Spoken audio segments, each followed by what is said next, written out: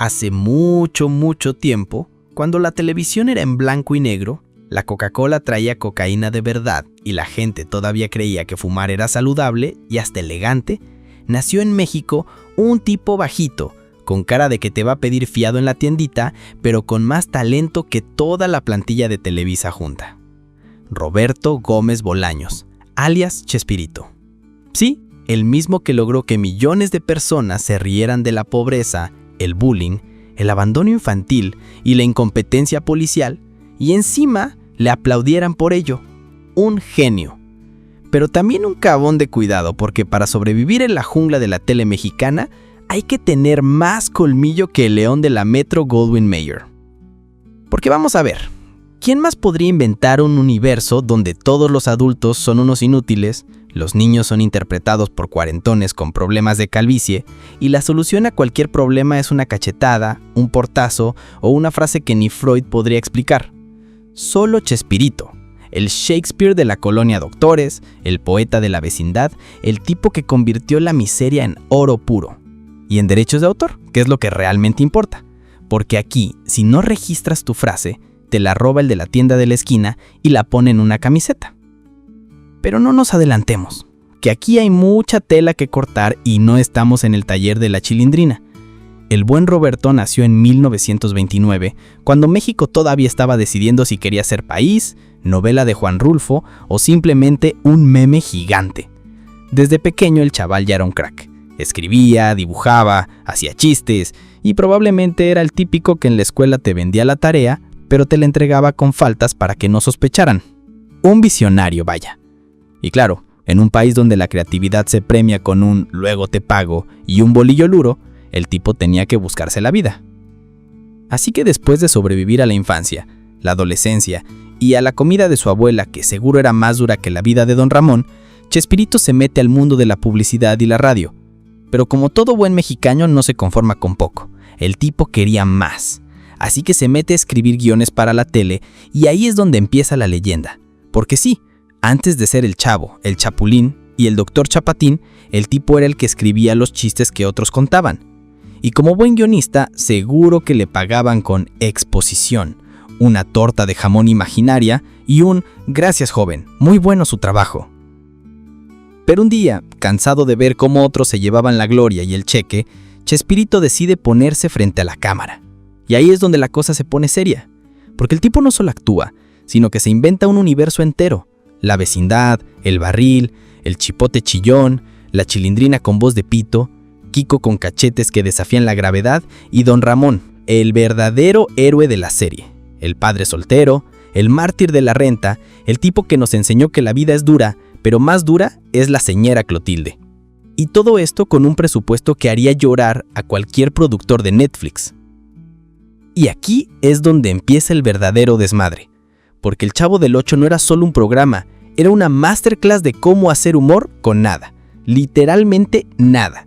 El presupuesto era tan bajo que si veías 2 decorados nuevos en una temporada, era porque alguien había vendido su riñón. Pero eso sí, creatividad a raudales.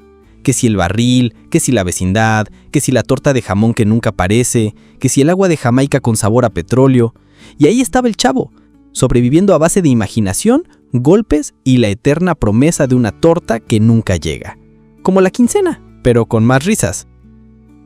Y ojo, que la magia de Chespirito era hacerte reír con lo que hoy sería políticamente incorrecto.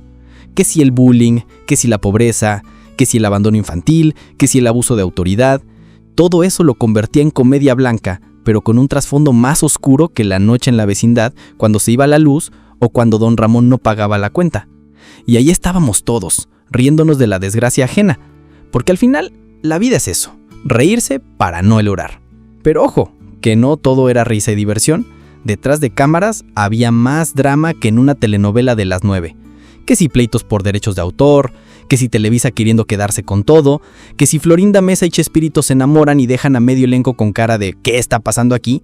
Y mientras tanto, Carlos Villagrán, Kiko, se va a Venezuela a hacer su propio show porque en México ya no lo querían ni para vender globos. Y Ramón Valdés, el Don Ramón original, el verdadero sensei de la vida, se va porque no aguantaba más el desmadre. Y la Chilindrina, que se pelea por el personaje y termina haciendo giras en circos de mala muerte. Un circo, pero sin animales, solo egos. Y mientras tanto, Florinda Mesa, la doña Florinda de la vida real, se quedaba con el control remoto, el guión y hasta el catering. Y mientras tanto, Chespirito, como buen jefe, se queda con todo. Los personajes, los derechos, la gloria y por supuesto la lana. Porque si algo sabía este hombre era cómo hacer negocio. Que si el Chavo, que si el Chapulín, que si el Doctor Chapatín, que si los Caquitos, que si la Chimoltrufia, que si el Chaparrón Bonaparte, el tipo tenía más personajes que Televisa telenovelas malas. Y todos, absolutamente todos, con la misma fórmula. Humor blanco, pero con mala leche. Porque sí, te reías, pero también te dabas cuenta de que la vida es una mierda y que lo único que te queda es reírte de ella. ¿Y qué decir del Chapulín Colorado? El superhéroe más inútil de la historia, pero también el más entrañable. Un tipo que en vez de salvar el mundo, lo complicaba más. Que si el chipote chillón, que si las pastillas de Chiquitolina, que si la antena para rayos. Un superhéroe que en vez de músculos tenía panza, en vez de poderes tenía frases como «No contaban con mi astucia» y «Síganme los buenos».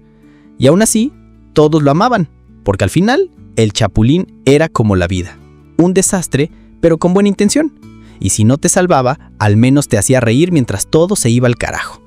Pero no todo fue color de rosa. Chespirito también tuvo sus momentos oscuros, como cuando Televisa decidió que ya era hora de jubilarlo y lo mandaron a hacer giras por Latinoamérica, donde llenaba estadios como si fuera Bad Bunny, pero con menos autotune y más nostalgia.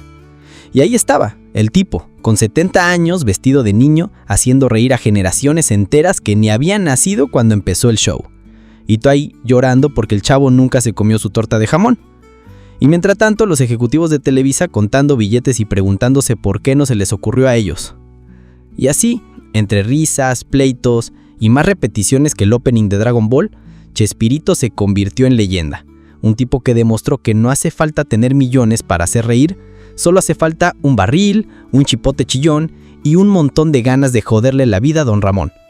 Y si de paso te haces millonario y te quedas con todos los derechos, pues mejor. Al final, Chespirito se fue de este mundo en 2014, dejando un vacío en la televisión y en el corazón de todos los que alguna vez soñamos con vivir en una vecindad donde la renta nunca se paga y los problemas se arreglan a base de cachetadas y frases como «fue sin querer queriendo».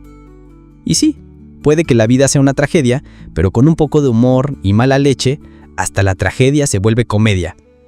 Así que la próxima vez que veas un capítulo del Chavo, recuerda, detrás de ese barril, de ese chipote chillón y de esas frases que ya son parte del ADN latino, está la mente de un genio que con humor, sarcasmo y un poquito de mala leche nos enseñó que la vida puede ser una comedia, aunque a veces parezca una tragedia. Y si no te gustó este resumen, pues, como diría el Chapulín, síganme los buenos. O no, haz lo que quieras. Total, yo ya cumplí.